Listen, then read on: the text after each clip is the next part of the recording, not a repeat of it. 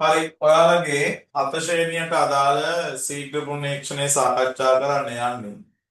කරගෙන යන්නේ ඒක ඉස්කොටුවට ගැලපෙන සංඛ්‍යාව ලියන්න අනුපාත තියෙනවා. දැන් මේ තුල්‍ය අනුපාතනේ ලියලා තියෙන මේක පළවෙනි එක්කෙනා 3නේ. මේකේ පළවෙනි එක්කෙනා 12.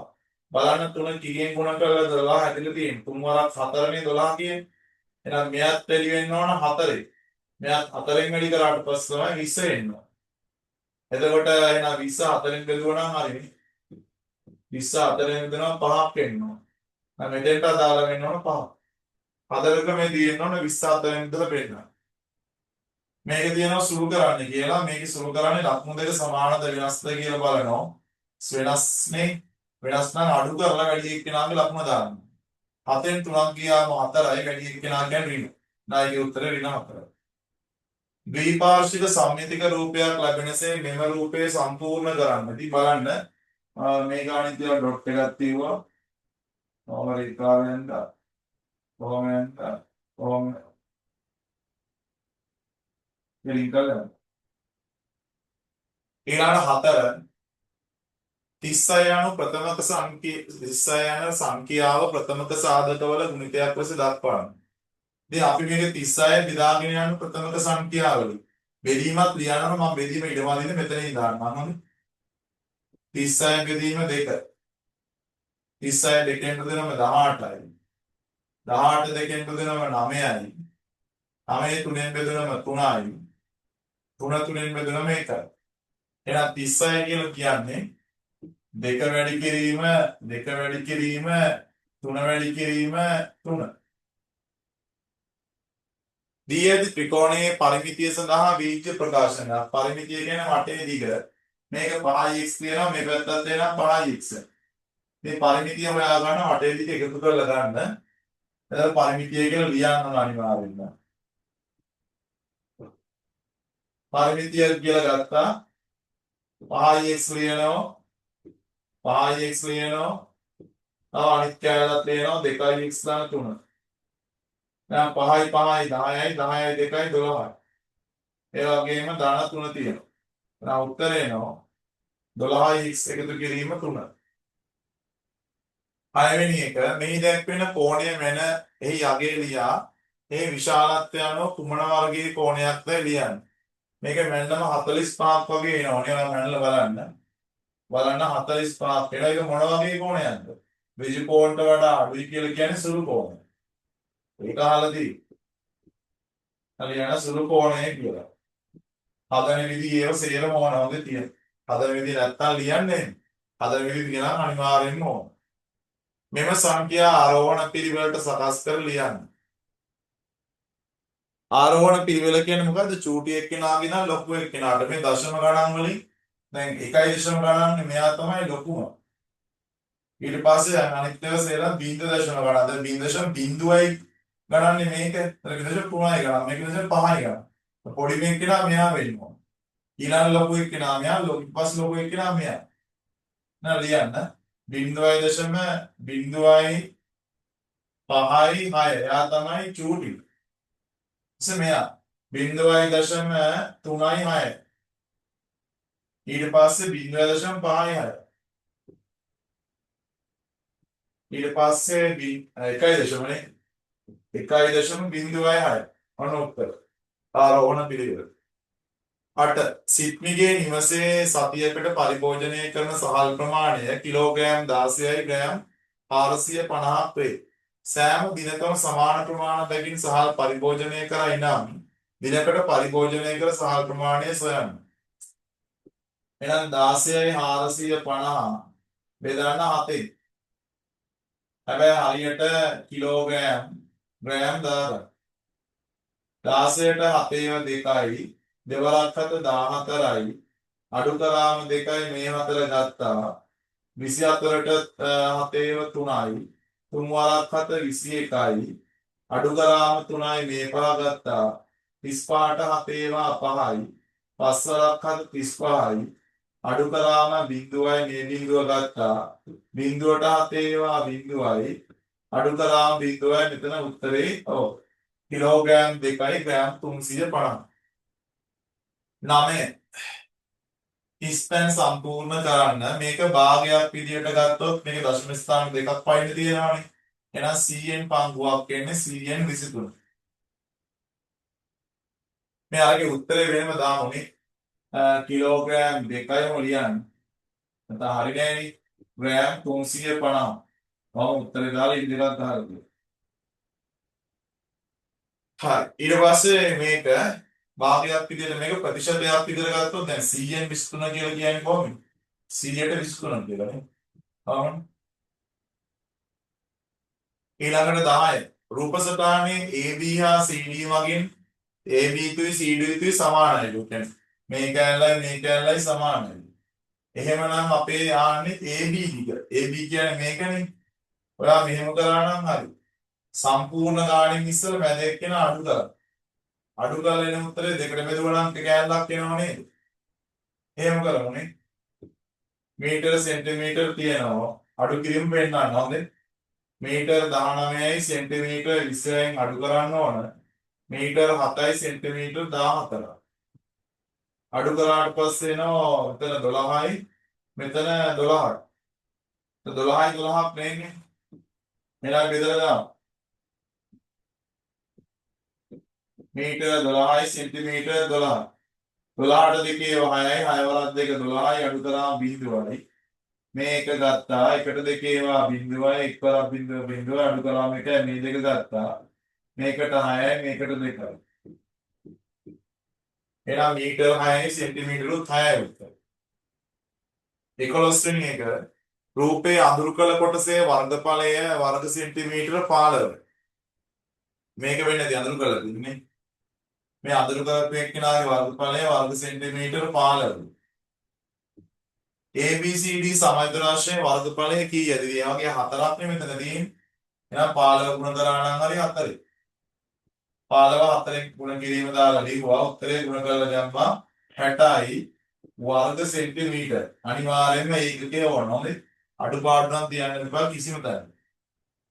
මේකේ තියෙනවා ඉස්සලා මේ සුළු කිරීමක්. මේවා කරන්නේ මුලින්ම වරහන්. ඉස්සලා වරහන් කරලා ඉන්න පුතේ. 8න් 3ක් අඩු කරාට පස්සේ 5යි. දැන් බෙදීම කරනවා. 20 5න් බෙදුනට පස්සේ 4. එහෙනම් ඒකේ උත්තරය 4යි. හදන ක්‍රමය ඕන. ඊළඟ 13 පහත දී ඇත්තේ සමාන වෘත්තාකාර හැඩතල 3ක් සහ එවැනි හැඩතලයකින් හරි අඩකි. හරිනේ? එම ප්‍රමාණය මිශ්‍ර සංඛ්‍යාවක් ලෙස ලියා විෂම භාගයක් ලෙස දක්වන්න. හැඩතල 3ක් නම් 3 ලියා ගන්න. තව එකෙන් භාගයක් නම් භාගයක් ලියා ගන්න. මේ තියෙන්නේ කොච්චරද? 3යි භාගය. ඔන්න මිශ්‍ර සංඛ්‍යාවක් ලෙස ලියුවා. ඊට පස්සේ ඒක විෂම භාගයක් කරන්න හරය ලියාගත්ත දෙක දැන් 3 වරක් 2 6යි 6යි 1යි 7යි. දැන් විෂම භාගයක් කරාම උත්තර එනවා 2න් 7 කියලානේ. ඊළඟ 14 පහත වර්ෂ වලින් අධික වර්ෂ තෝරා යටින් ඉරක් අඳින්න. අධික වර්ෂයක නම් අර වර්ග දෙකක් තියෙනවනේ. 100 ගුණාකාර වලට වෙනවා. 100 ගුණාකාර වෙන්නේ නැති ඒවට වෙනවා. 100 ගුණාකාරයක් නම් ඒක 400ෙන් බෙදෙන්න ඕන අනිවාර්යයෙන්ම අධික වර්ෂයක් වෙනවා. 100 ගුණාකාරයක් නෙවෙයි නම් ඒක 4ෙන් බෙදෙන්න ඕන අනිවාර්යයෙන්. දැන් මේක ගත්තොත් 100 ගුණාකාරයක් නෙවෙයිනේ. මේක 4ෙන් බෙදෙන්න ඕන. 100 ගුණාකාරයක් නම් අගට බිඳු දෙකක් තියෙනවා. මේක 4ෙන් බෙදෙන්නේ නැහෙනි. අග ඉලක්කම් දෙක අනිවාර්යයෙන්ම 4ෙන් බෙදෙනවා නම් විතරයි මේ සංඛ්‍යාව බෙදෙන්නේ. මේක බෙදෙන්නේ නැහැ. මේක 100 ගුණාකාරයක් නෙවෙයි ඉතින් 4ෙන් බෙදෙන්න ඕන. අග ඉලක්කම් දෙක බෙදුවම ඇති. 12 4ෙන් බෙදනවනේ. එහෙනම් මෙයා අධික වර්ෂයක්. මෙයා 100 ගුණාකාරයක් නෙයි. එහෙනම් මේක 400ෙන් බෙදන්න ඕන. 1600 400ෙන් බෙදනවා. එහෙනම් මේක අධික වර්ෂයක්. මේක 100 ගුණාකාරයක් නම් මේක 400ෙන් බෙදෙනවා. මේක 400ෙන් බෙදෙන්නේ නැහැ. ඒක හරියන්නේ නැහැ. මේ දෙක තමයි උත්තර. ඊළඟට 15. භාජනයක 3න් 1ක ද්‍රව ප්‍රමාණයක් පිරී පවතී. එම ද්‍රව ප්‍රමාණය ලීටර් 2යි මිලිලීටර් 325ක් නම් භාජනය සම්පූර්ණයෙන් පිරවීමට තව කොච්චරක් ඕනද කියලා. 3න් 1ක් නේ ළමයෝ. අපරාධ දෙන්නේ.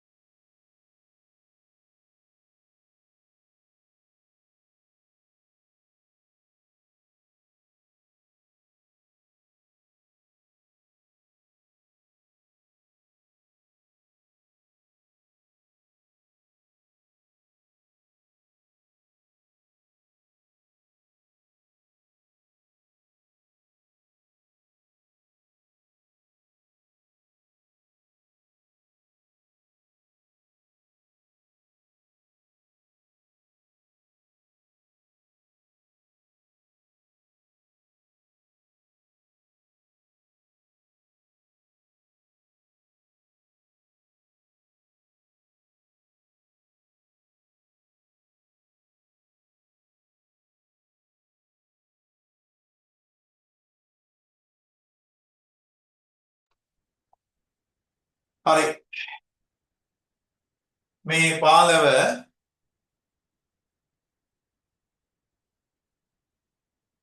භාජනයක තුනෙන් එක ද්‍රව ප්‍රමාණයක් පිරී පවතී තුනෙන් එකක් නේ.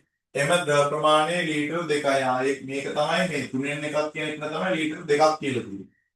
අපෙන් අහනවා සම්පූර්ණයෙන් පිරවීමට තව කොච්චර වුණාද කියලා. තව වගේ දෙකක් අත්ත නම් හරිනේ කොහොමද? මේක වැඩි කරන්න දෙකේ. දෙවරක් 5 10.1ක් ඉතුරුයි. දෙවරක් 2 4යි 5යි දෙවරක් 3 6යි. මිලිලීටර් නේ 650. දෙවරක් 2 4. ඒතර උත්තරේ එනවා ලීටර් 4යි මිලිලීටර් 650. හරිනේ? හරි. ඊළඟ 16 සරලධාර පමණක් ඇති සංයුක්ත ඝන වස්තුවක මුහුණක් ගාන 7යි. දොර නෙවෙයි දාර හොඳේ. දාර 12ක් තියෙනවලු. ඒ ශීර්ෂ ගාන හොයන්න. ඉතින් ඔයා මේ ඔයිලර් සම්බන්ධය දාන්න එකට. ඒක ලියන්න හොඳේ. ඔයිලර් සම්බන්ධයෙන් කියවෙන්නේ මතකද ශීර්ෂයේ මුනේ දාර දෙකයි. ශීර්ෂ ගානයි මුහුණක් ගානයි එකතුව සමාන වෙනවා දාර ගානට දෙකක් එකතු කරාම. දැන් ශීර්ෂ ගාන කියලා කියන්නේ කීයද? ශීර්ෂ ගාන කියලා කියන්නේ දන්නේ එයාට ඉලක්ක ගහ ගන්න එක දන්නේ නැහැ. මුහුණක් ගාන කියලා කියන්නේ 7යි. දාර ගාන කියන්නේ 12යි එකතු කිරීම 2. 12යි 2යි එකතු කළාම 14ක් එනවා. එයා පැත්තේ 14ක් එනවා. මේකේ 14 එනවා මෙතන 7යි නම් මෙතන 7 සෙට් වෙනවා. ඊට ශීර්ෂ ගාන කියලා යටින් අයිමත් ලියුවා. ශීර්ෂ ගානට අපිට උත්තරේ කියක් 7ක් එනවානේ. 7යි නේ. ඊළඟට 17 සමීකරණයක් තියෙනවා සටහන සම්පූර්ණ කරන්න.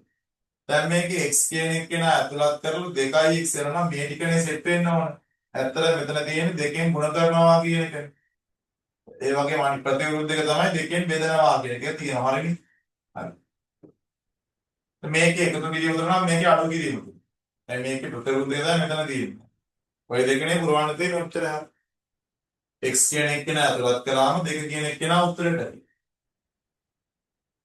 18 රූපයේ දැක්වෙන ඝන කැහැඩිත පෙට්ටියක පැත්තක දිග සෙන්ටිමීටර 4ක් නම් ඒ පරිමාව හොයන්න. මේ පරිමාව හොයන සූත්‍රය තමයි දිග වැඩි කිරීම, පළල වැඩි කිරීම, උස. මේ වාක්‍ය ලියන්න ඕන. හොඳයි අනිවාර්යෙන්ම. එතකොට දිග කියලා කියන්නේ සෙන්ටිමීටර 4යි. පළල කියන්නේ ඉතින් 4ම තමයි. උස කියලා කියන්නේ 4ම තමයි. 4 වරක් 4 16යි 16 වරක් 4 64. අනිවාර්යෙන්ම සෙන්ටිමීටරය 3ක් තියෙන ඝන සෙන්ටිමීටර වෙන්නේ ඝන සෙන්ටිමීටර 64ක් කියලා. ඊළඟ 19 1 අණු 50000 පරිමාණයට අඳින ලද තුම්රියක වේදිකාවක පරිමාණ රූපයක් සෙන්ටිමීටර 5කින් දැක්වෙන සැබෑ දිග මීටර වලින් හොයන්නේ කියලා කියනවා. දැන් 1 අණු 500 කියලා කියන්නේ මොකක්ද දන්නවද? සෙන්ටිමීටර එකකින් සෙන්ටිමීටර 500ක් පෙන්නනවා කියන එක. දැන් මේ සෙන්ටිමීටර මීටර කරගන්න පුළුවන් මේක 100ෙන් බෙදුවා. ඒ කියන්නේ 1 සෙන්ටිමීටරයකින් පෙන්නනවා මේක බෙදුනට පස්සේ මීටර 5. කියන්නේ 1 සෙන්ටිමීටරයකින් මීටර 5ක් වෙනවා. ඉතින් එකකින් 5ක් වෙනනවා නම් සෙන්ටිමීටර 5කින් දැක්වෙන දිග නෙවන. එහෙනම් සෙන්ටිමීටර 5කින් දැක්වෙන දිග හොයා ගන්න පුළුවන් 5 වැඩි කිරීම 5. ඒ කියන්නේ මීටර කීයක්ද? මීටර 25. ඊළඟ 20 ඉහත සඳහන් ටෙස්ලාකරණය කුමන වර්ගයේ ටෙස්ලාකරණයක්ද ස්ථන් සමගන්න. දැන් මේකේ හැඩතල දෙකක් තියෙනවානේ. හැඩතල එකක් විතරක් නම් සුද්ධ ටෙස්ලාකරණය. මේක සුද්ධ හොඳේ. හැඩතල එක ඍජුකෝණාංශ විතරයි. මේ හැඩතල දෙකක් තියෙනවා නම් ඒවට කියනවා අර්ධ සුද්ධ කියලා. ඒවා අර්ධ සුද්ධ. හරිනේ? මේවා අර්ධ සුද්ධ ටෙස්ලාකරණ මේවා සුද්ධ ටෙස්ලාකරණ. හරි. ඔච්චරයි ඉවර.